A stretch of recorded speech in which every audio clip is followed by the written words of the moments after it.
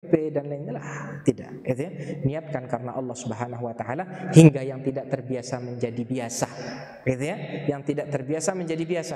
Yang sudah terbiasa salat malam, falillahil hamd, alhamdulillah, cukup 2 saja yang dievaluasi. Malam-malam yang lain dia bebas untuk melaksanakan salat malam. Ini dalam rangka untuk saling berlomba-lomba di dalam melakukan amalan saleh. Maka hal pertama, saudara-saudara sekalian, al-asatidz wal ustadzat, segenap ustadz-ustadz dan para ustadz dan ustadzah, niatkan amalan ini karena Allah Subhanahu wa taala. Amalan itu kalau diniatkan ikhlas karena Allah, maka akan lebih ringan untuk dilaksanakan. Akan memperoleh pertolongan Allah Subhanahu wa taala di dalam melaksanakannya. Jadi niatkan ikhlas karena Allah Subhanahu wa taala, gitu ya. Hilangkan yang namanya melaksanakan salat malam ini karena keinginan selain daripada Allah Subhanahu wa taala. Pokoknya ikhlas lillah. Saya melaksanakan salat malam ya karena Allah. Karena saya butuh kepada Allah Subhanahu wa taala. Ini adalah hal pertama yang hendaknya dilakukan. Lalu kemudian yang kedua, pelajari betul tentang keutamaan daripada salat malam. Nah, tadi kita sampaikan di antara, dan masih banyak lagi keutamaan daripada salat malam telah kita sampaikan. Fahami betul, ternyata salat malam itu adalah amalan yang menjadi ciri khas hamba-hamba Allah yang saleh. Ternyata menjadi sebab masuknya seseorang ke dalam surganya Allah.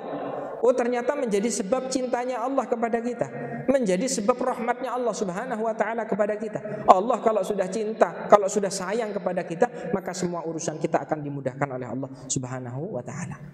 Maka saudara-saudara sekalian yang dimuliakan oleh Allah, poin yang kedua untuk memudahkan kita di dalam melaksanakan salat malam adalah fahami betul tentang keutamaan daripada salat malam. Lalu yang ketiga, tidurnya jangan malam-malam. Tidur jangan malam-malam.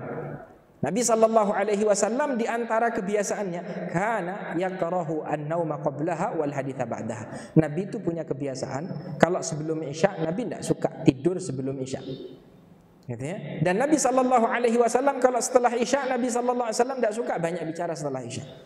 Maka seorang muslim kalau misalkan sehabis Isya tidak ada kegiatan yang penting, tidak ada kegiatan yang membawa kepada kemaslahatan ukhrawi ataupun duniawi dia, maka hendaknya bersegera untuk istirahat. Ya, tinggalkan yang namanya begadang di malam hari. Kecuali kalau misalkan memang tugasnya menjadi security. Nah, ini kalau teman-teman security ya beda urusannya.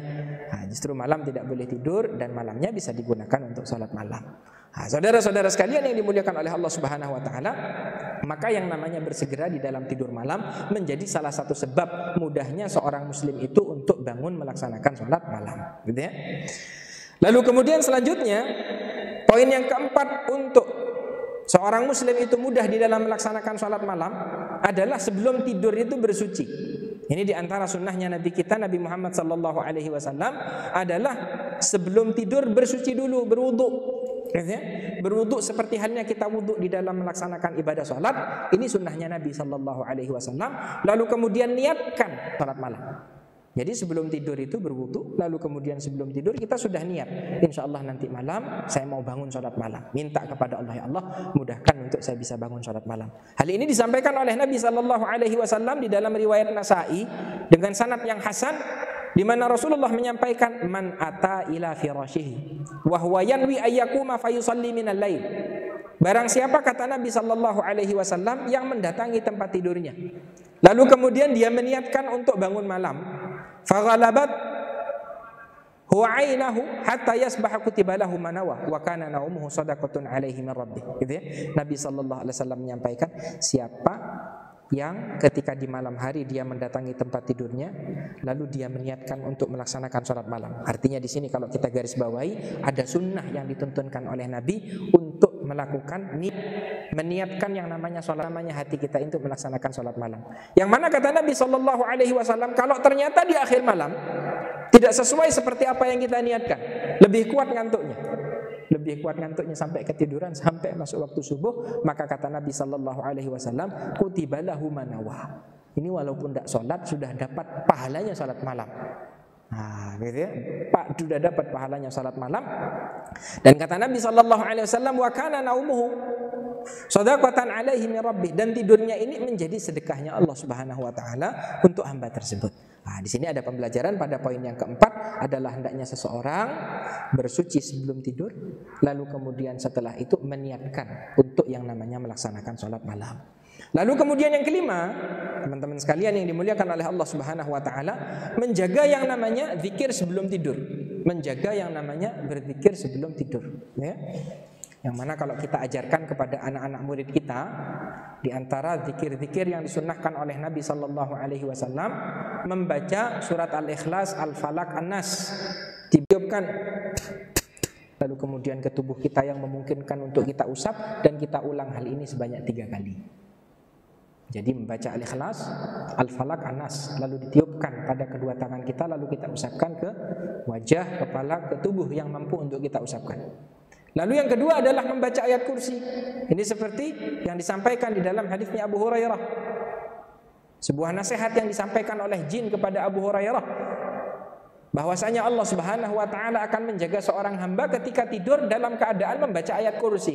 Yang lalu kemudian ditanya, kata Nabi, shadaqaka wa huwa kadzub.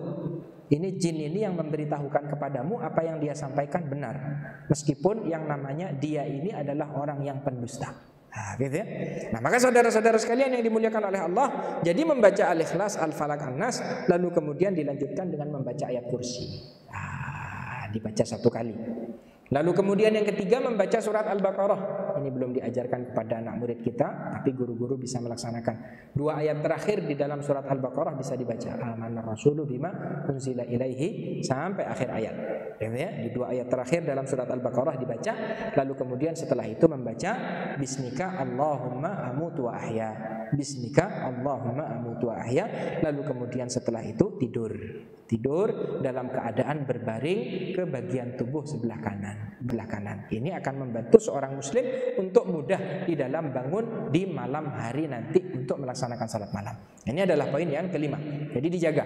Jadi berwudunya, niat untuk melaksanakan salat malamnya, lalu kemudian membaca zikir-zikir sebelum tidurnya dari Al-Ikhlas, Al-Falaq, An-Nas 3 kali, ayat kursi, 2 ayat terakhir surat Al-Baqarah tidur. Dan sebenarnya masih banyak lagi doa-doa yang dituntunkan oleh Nabi sebelum tidur, akan tetapi untuk tahapan sekarang dicukupkan pada apa yang sudah diajarkan. Saudara-saudara sekalian yang dimuliakan oleh Allah Subhanahu wa taala, lalu kemudian pada poin yang keenam, cara seorang muslim agar dimudahkan oleh Allah Subhanahu wa taala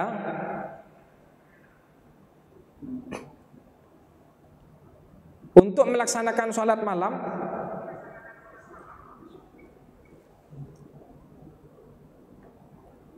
adalah